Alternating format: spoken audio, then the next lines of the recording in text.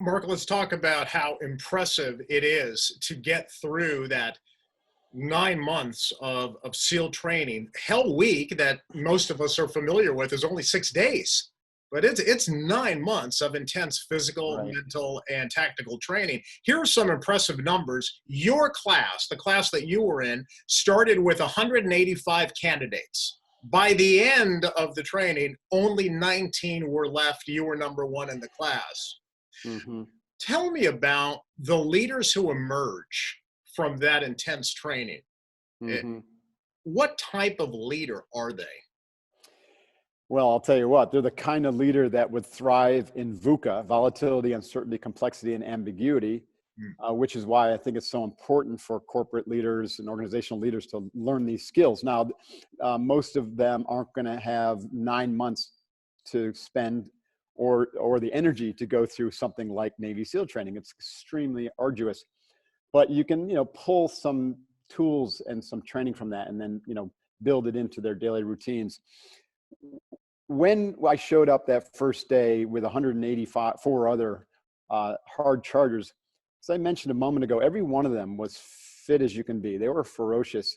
Many came from athletic backgrounds such as wrestling or triathlons or competitive swimming. Another group of them were like farm hands and just people who were dawn to dusk workers, and nothing could hurt them. And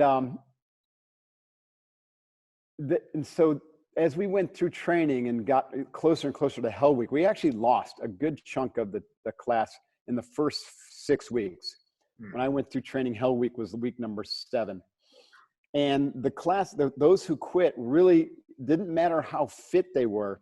It really was, were they mentally prepared to deal with the chaos? And the chaos was induced by the very competent SEAL instructors to remove all sense of control. So like the first people to quit were the, let's say the all-star high school quarterback of the football team, even up to like national championship level or Naval Academy, those types of things. And that individual who was a really good athlete, things came naturally to him, always felt he had things under control, was the first one to go, because they removed the element of any control over your environment. You don't know when you're going to train. You could be up all night. Obviously you can't control the weather, and you think, okay, the weather's bad, we're going to take a day off. No. The worse the weather, the harder the training. The higher the surf, the more often we're going to be in it.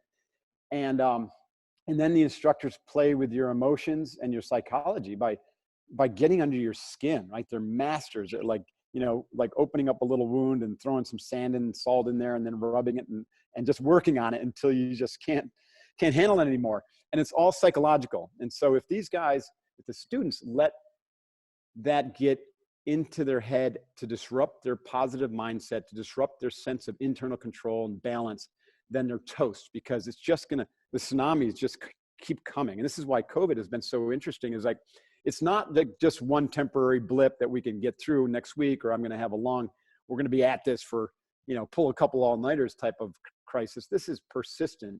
This is thing that could go on for a year to 2 to 3. It's going to transform the economy and transform businesses. Yeah. And you have to be able to get control back really quickly of your internal balance, your positivity, your optimism that things will turn out better.